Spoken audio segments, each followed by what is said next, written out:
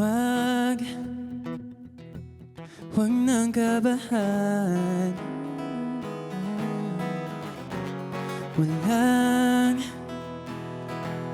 Walang may alam kung itatago pa rin hanggang kailan pa nga. Hanggang kailan pa nga.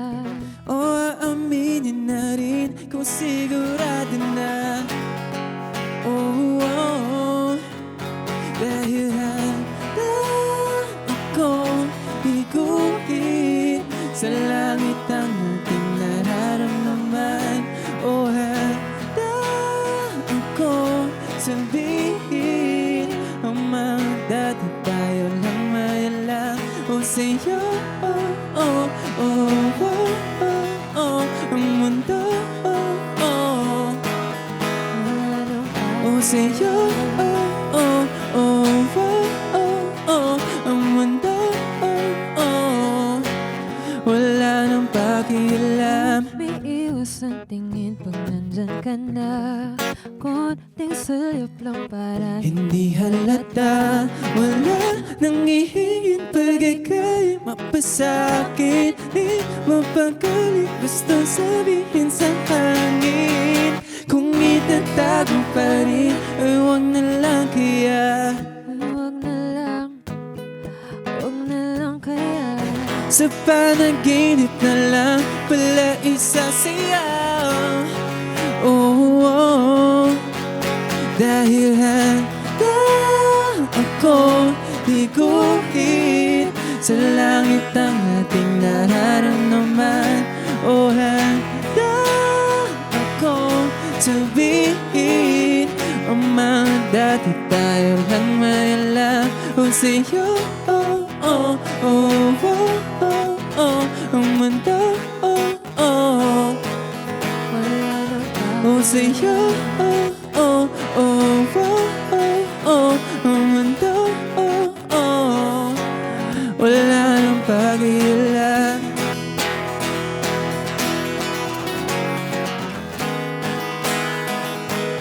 Wala nang pakialam.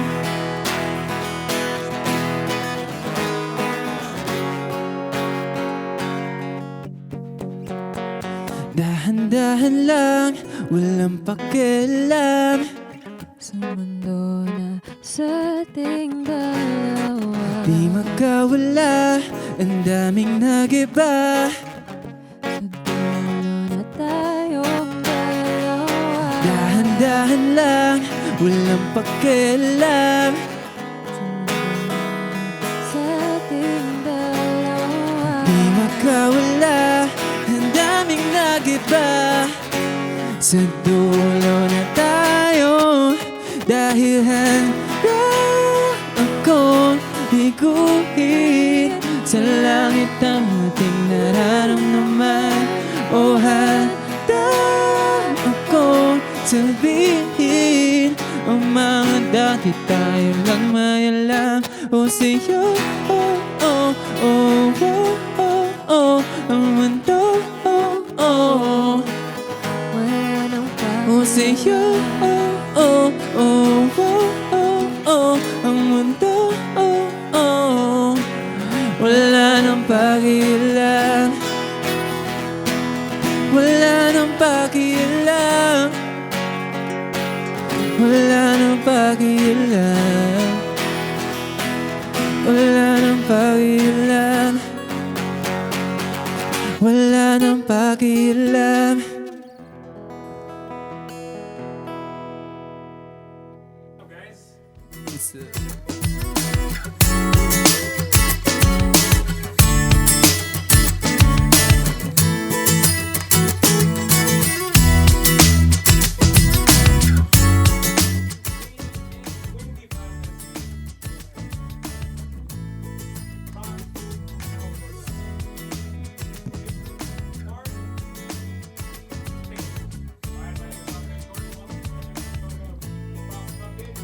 Program where we sit down and talk to some of your favorite artists, your favorite performers, and everything in between. I have a nice little special guest for you guys in the studio. With me today, this is actually quite special for me personally because for the first time of doing the show, I actually get to talk to some people that I consider my actual friends, not people I, have to pretend to like.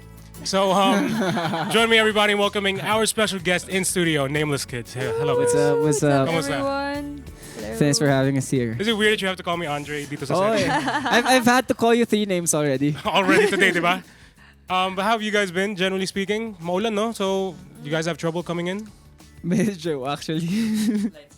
Medyo naman. Pero happy naman to be here. So, walang problema.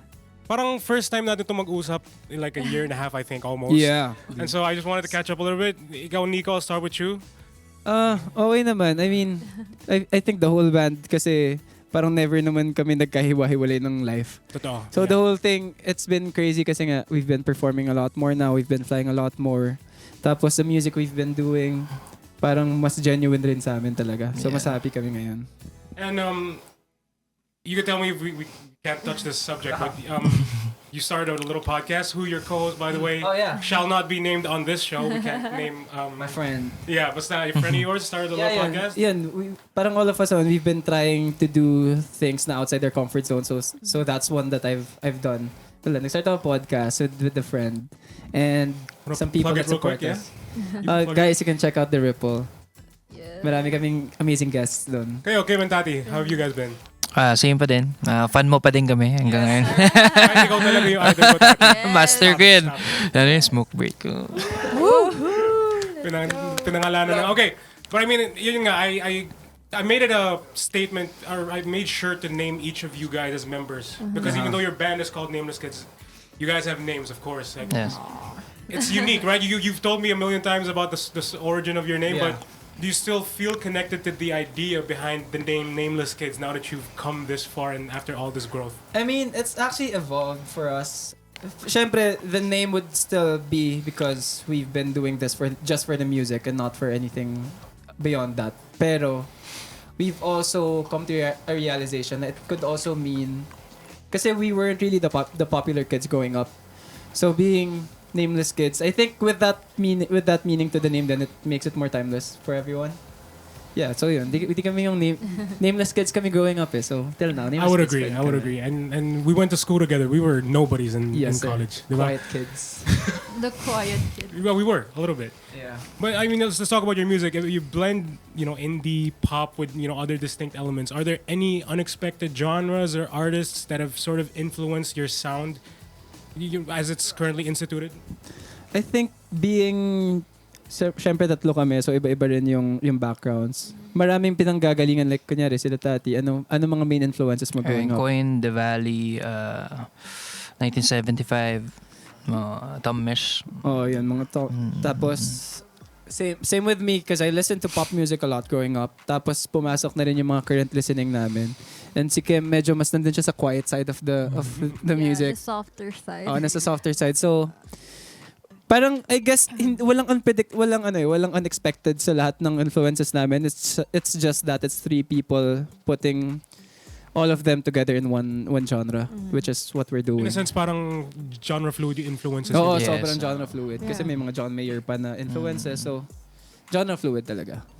But I mean, looking at your discography now, you've had great success with your tracks, Sayo, of course. Thank you. How do you handle the sort of pressure of following? I mean, obviously, not everyone has this sort of goal, but do you guys maybe feel the sort of weight na kailangan ma-follow up yung hit natin with another hit? Or how do you guys approach creating? Actually, if you look at how we did the release, tama ba sa'yo ang mundo before album?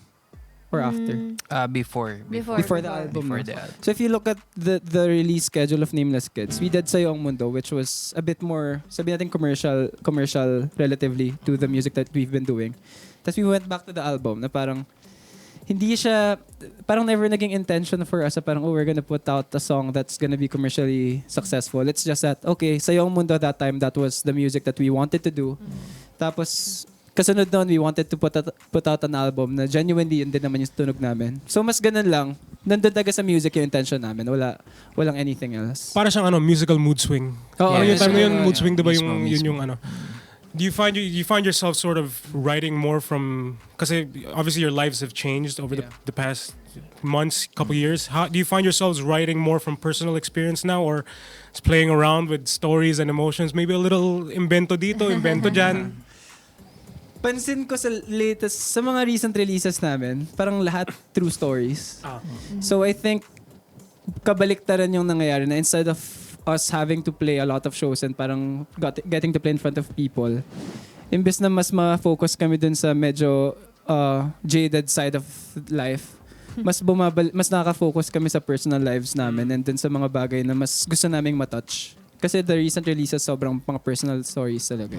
Maganda yun kasi when you have a schedule as packed as yours, talagang minsan hindi ka na makakahanap ng pockets within the day to find time for your own personal lives, di ba? But I want to sort of personalize this. Looking back at your first gig as Nameless Kids, I was there. Yeah. Oh yeah. How does it feel, that first show compared to the shows you guys do now, and you know the magnitude to which you have to do these shows now? Ako siguro dun mo ma-realize talaga na may effect yung experience or growth ng isang tao sa music niya.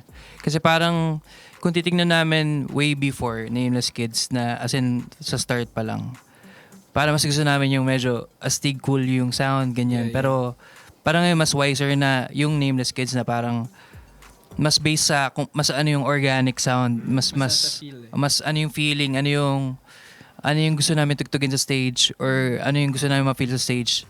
Tsaka paano kami kumuha ng lyrics about sa certain topics na na-apply na nila na sa kanila mismo galing. Yun siguro yung I'd say less pretentious yung music namin now. Kasi syempre, meron kaming, parang that time nung nagsa-start, meron kaming isang specific goal na ito yung gusto namin lumabas sa music. So now that we've had a lot more experience, mas siguro I wouldn't call it validation, pero yung confidence na nabigay sa amin ng experience na yun, mas naging open rin kami to be ourselves in terms of our music and how we present ourselves as the band. That's nice. And I mean, you guys have always had the ability, yung talent, ganon. But even back then, I always sensed na you guys were comfortable with what you were doing. I would have never guessed na looking at it in hindsight, na ngayon dito ngayon, when you look back at it, it's like, sabi mo nga, mas authentic yung dating ngayon. How about you, Kim? Sorry. Comparing yung first show nyo before as Nameless Kids to now. Sa akin nag-evolve yung parang connection namin together sa stage. Parang mas kami ngayon, mas comfortable kami to like, play together. Kasi dati medyo, syempre. Yung parang naiilang pag nagtigilan. Ngayon parang, ngayon literal nag-uusap na sa stage, ganun.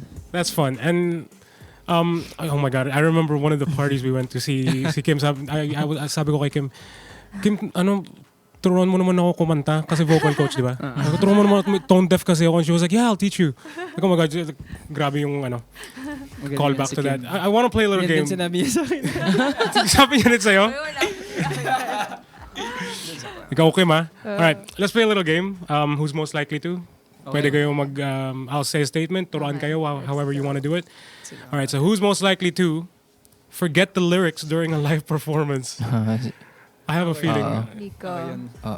Lagi. Dati ako, pero siya ngayon. Oo, ngayon. Kasi more Tagalog. Pero meron may lyrics. Ganun. Hindi, ako napagbabaliktad ko. Actually, specifically sa gabi lang, napagbabaliktad ko yung second pre-chorus at first pre-chorus. True. Pero si Kim dati malala. Nilaglag. Meron talaga. Si Kim nakakalimutan. At least, parang it's the mark of a true rock star, I think. Di, saka naman, pag nangyayari yun, smile na lang kami. Natatawa na lang kami. Okay, ito naman, nasa responsible end ng spectrum. Who's most likely to be the first one to arrive at a gig? Dati. Idol ko si Dati kasi. Yung friend ko. Baka kilala mo yung friend ganun. Would you say si Tati yung pinaka-responsible talaga? Lagi rin siya may time allowance sa mga bagay. Kasi malayo. Kasi malayo. So, pag na-traffic ako, baka delikado. Okay, pero sino naman ngayon yung who's most likely to start a spontaneous jam session out of nowhere? Spontaneous. Wala. Lahat kayo, ganun. Wala. Si Tati din. Ako din. Si Tati din. Ako na lang. Si Tati na lang kasi... Next, who's most likely to take the longest to get ready before a show? Parang wala. Equally, parang- mabilis kami lahat Yeah. kumilos. I've seen it in real time, in first hand. Talaga. Yung mga friends namin. Tsaka as in, ano talaga, checklist, kumbaga. Mabilis kami lahat kumilos. Ito, last one. Who's most likely to be the one to bring snacks for everyone else? For Ako the group? yan. Halata yan. Obvious yan, obvious. Hindi. Ako yan guys. Hindi kami nagdadala ta si tati yung Ayan. Parang sobrang Boy Scout responsible, ano mo pala sa... Oo. Oh, bro. Nitong sa last trip nyo to kami, nag-ano ka ba? Minsan nga pakbet yung dala ko. Joke. Joke. Hindi, Ano siya ano. ulam Lagi sa yung may bag. dala. Lagi may dala. Saka lagi siya may pasalubong pag-uwi. Galing sa flight. Yes. Yes. I love that. And yun naman, ano, these were all the things I knew. I mean, knowing you guys. But that was just a little something to get the audience, for them to get to know you a little better. But I want to get back to the line of questioning. Your song, Gabi. It has a deep sense of, paano ba, yearning, intimacy. When you were writing the song, were there any moments of doubt about how personal or how vulnerable you wanted yourselves to sound? How personal you wanted the record to be? Siguro the song started out kasi as not too personal. Like yung share the concept. Yeah, yung kasi ako yung nag-start magsulat nitong song na to. So parang the concept is wala, na-inspire lang sa sister ko na parang grad ball and stuff like that. So parang one night with that person kahit hindi niya mas reciprocate yung ano mo. So yun yung concept ko. And then nag-evolve na nung Tapos we did the writing session na to finish the song. Tapos nung pinag-uusapan namin lahat yung concept, ang lalim niya eh. Parang as much as it's a cool concept to have yung prom, yung grad ball, the concept of atin ng gabing ito, ang dami niyang pwedeng puntahan eh. So nag-evolve siya into the meaning na parang when you're with someone from the past, pwede siyang someone from the past, pwedeng someone na gusto mo na hindi pa nagiging kayo, hindi ka gusto. Ang mabigat yung sabihin na atin na lang yung gabing to eh. Yeah.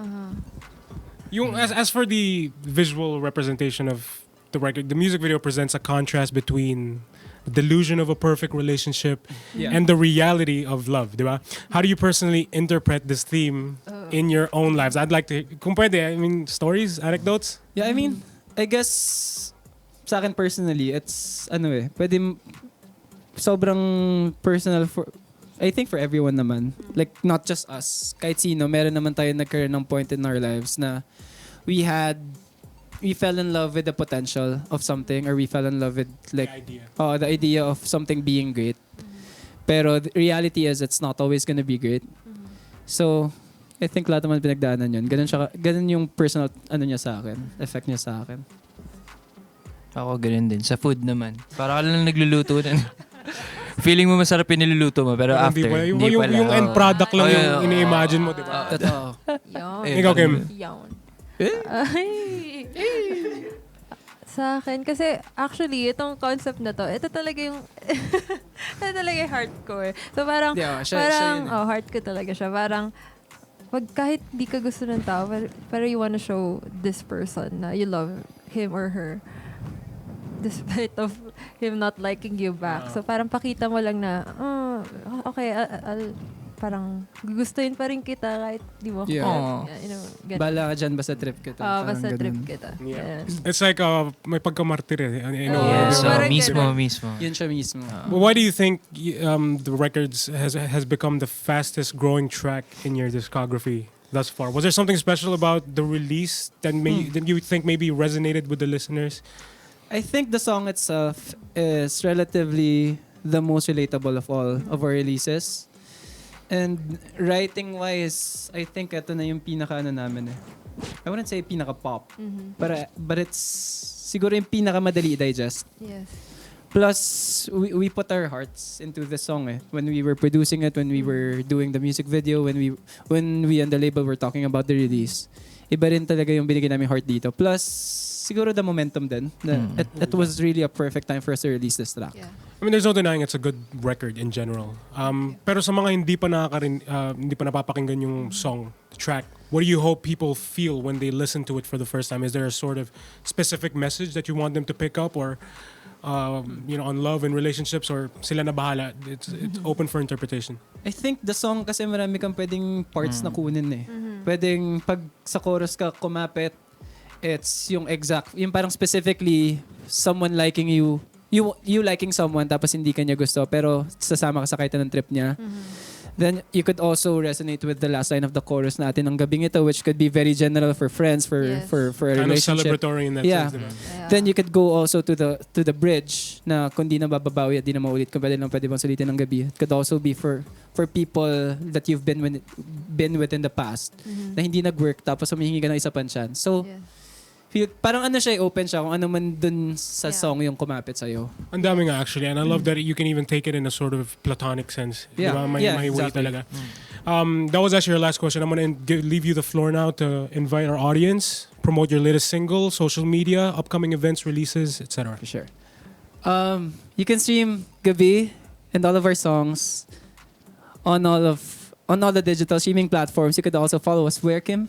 At the Nameless Kids everywhere, actually. At the Nameless Kids on Instagram, TikTok, X, and Facebook. And if you follow us there, you'd know where to find our next show. So, sana makita namin kayo doon. Yes. Thank you. And thank you guys for inviting us here. Thank you, guys. Sobrang thank you. Much. Yes. So I'm gonna wrap the show up now because I really want to talk to these guys after the show. For stuff we can't talk about on air. Yes. But really quickly, before I go, I do want to quickly plug our new mobile app, Easy Rock Mobile, downloadable on the iOS App Store and the Google Play Store. So you could catch us whenever, wherever, for those of you that can't access our radio frequency 96.3. All right, that was Nameless Kids. I am Andre Jordan, and I'll leave you with these words, all right? Don't go changing, don't go chasing. Keep your close friends close, but your enemies closer as you remember someone tonight with Gabi, all right? Until the next one, I'll see you guys. Peace.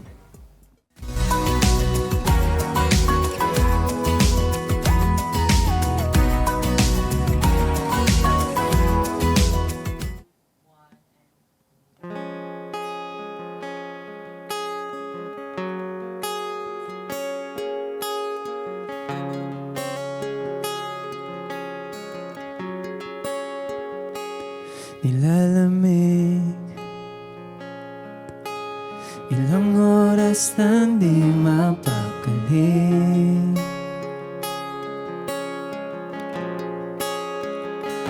Ang pangiti na nilapitan mo't napatingin.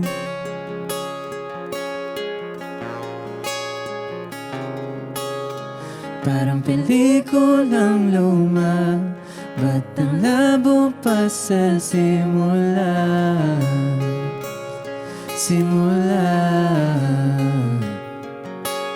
Nilitan man ang tadhana, mahirap kang may gusto kang iba.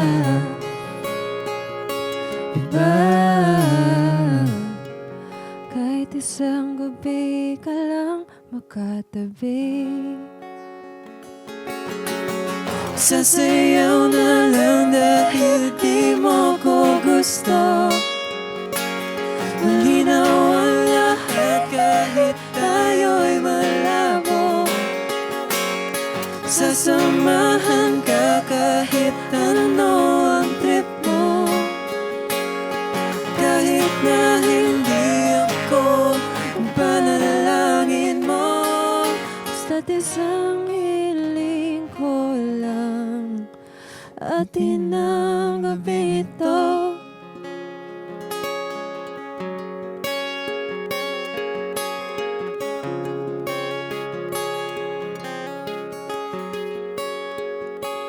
Pagkatabi, kamado ang tugtuging mabilis. Nalalasing sa bawat kilos sa mga labi.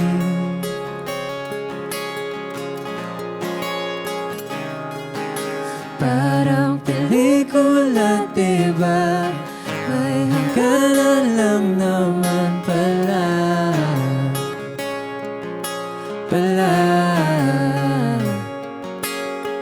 Di man tayong dalawa, Di pa rin ako mawawala.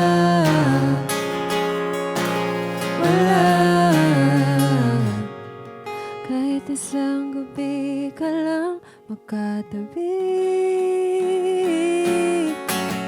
Sasayaw na lang dahil di mo ko gusto. Malinaw ang lahat kahit tayo'y malabo. Sasamahan ka kahit ano ang trip mo. Kahit na hindi ako ang panalangin mo. Basta't isang hiling ko lang, atin ang gabi ito.